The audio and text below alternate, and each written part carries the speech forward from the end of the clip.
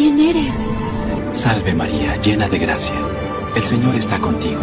Concebirás en tu vientre y darás a luz un hijo, y le pondrás por nombre Jesús. ¿Cómo será esto, si permanezco virgen? El Espíritu Santo vendrá sobre ti, y el poder de Dios te cubrirá con su sombra. Por eso el niño que nacerá será santo, y será llamado Hijo de Dios.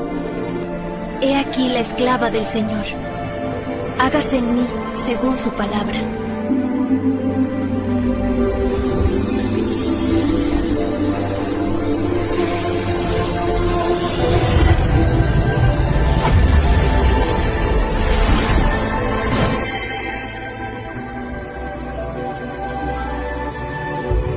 Hola, hijos míos.